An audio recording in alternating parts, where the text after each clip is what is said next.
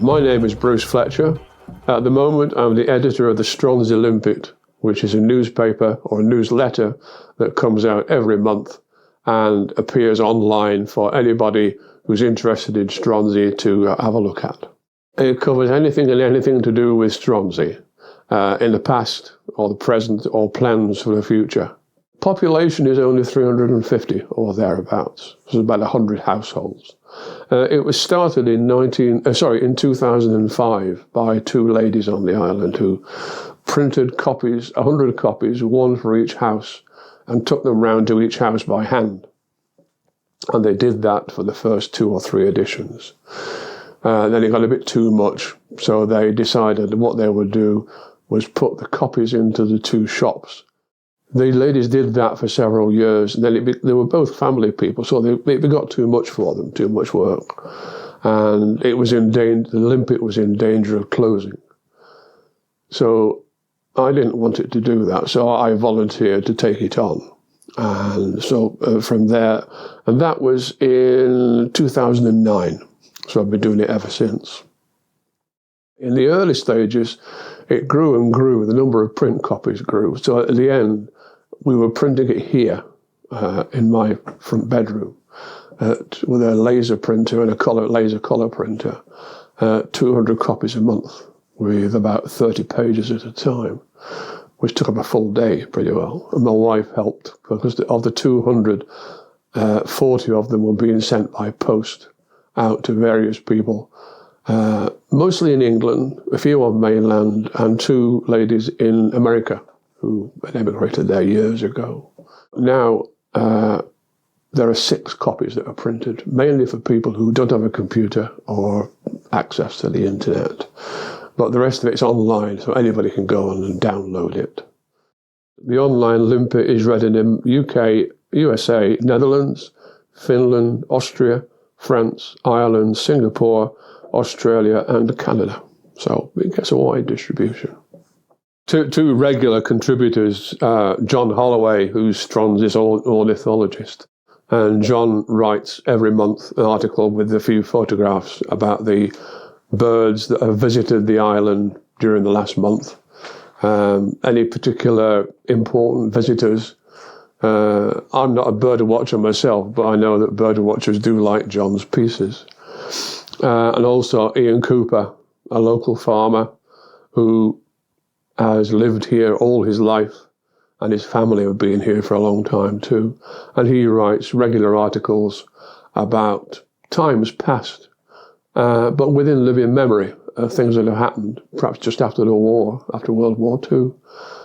This month, for example, he's written a piece about the Clydesdale horses and their replacement by tractors.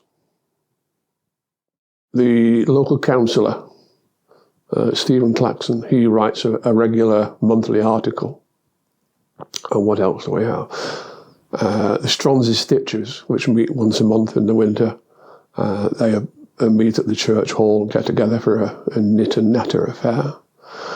We have also all the important telephone numbers, emergency numbers for electricity, Coast Guard and all the other things and so on at the back page. And it's just a general information and feedback for people who've lived or have lived on the island. A lot of people do not understand what Stronsay is like. There are 2 shops. There's a hotel, there's a fish market cafe and a hostel. There are a community hall, and that's about it. Or we have a doctor, a very good doctor and nurse, 24/7 coverage. But people don't realise that you just can't pop down to the shop to buy a new handbag or get a dress or whatever. The 2 shops, I don't leave the island except when I have to go to mainland to the hospital or the dentist or the optician. The rest of the time I can get everything I want from the 2 shops. And failing that, there's always Amazon and eBay. And the posties deliver the stuff.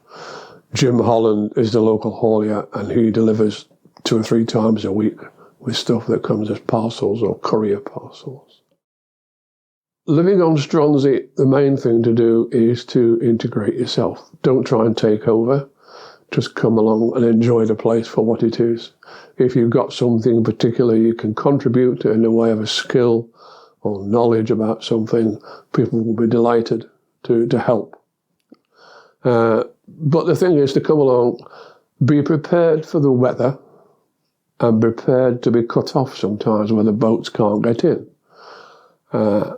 Kirkwall, for example, about 6 years ago, Christmas was ruined for a lot of people because the boat couldn't get across the Pentland Firth and Tesco's had empty shelves. And you'd think it was World War III, famine people.